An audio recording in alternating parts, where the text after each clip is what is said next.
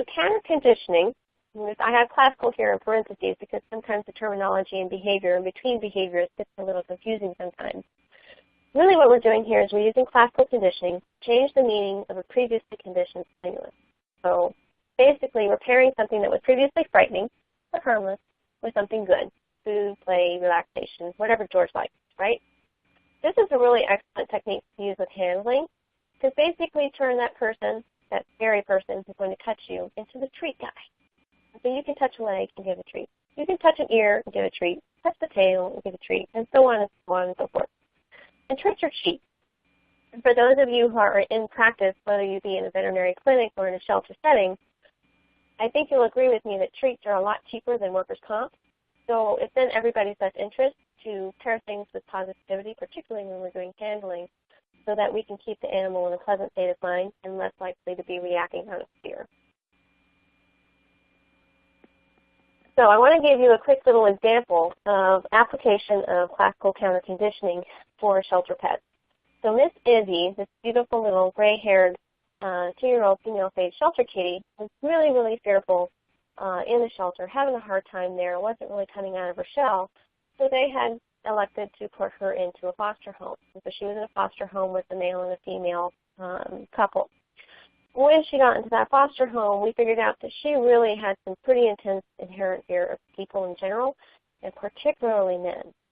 And so Steve, bless his heart, he was such a patient man. This kitty would hiss at him when he walked in the room. She'd swat at him as he came near. They were trying to make nice and make friends with her, and she just was having none of it. And so what we did is we just made Steve the treat guy. So every time he walked in the room, he was going to toss a treat to Izzy. He was the one that was in charge of making her meals and feeding her. And if he was going to walk into the room and stay in the room, and Izzy happened to be in there, he was going to offer her a good stuffed toy when he did that. So we did this for several weeks with Izzy, and over time, she stopped hissing. She stopped swatting at him as he entered the room. She would share space with him and coexist peacefully. And then she started actually coming near him and sitting next to him. And then she even began to offer eye contact with him. And this is something the female foster had been working on with her with operant conditioning to teach her some cues. And so when she had learned it with the female owner, Steve suddenly had a way to communicate with her and have some type of social interaction that had already been practiced and learned and was very safe and non-confrontational. The happy ending to the story is that Izzy actually ended up getting adopted by these two fosters because they really put a lot of really good work into making her more comfortable with people around, and she really started to like Steve. So a couple of other applications that we can use classical counter conditioning in, frightening noises. So cats can also become afraid of noises, very much like dogs can. Thunderstorm phobia, the loud noises, doors slamming, things like that. Noise happens, give the cat a treat.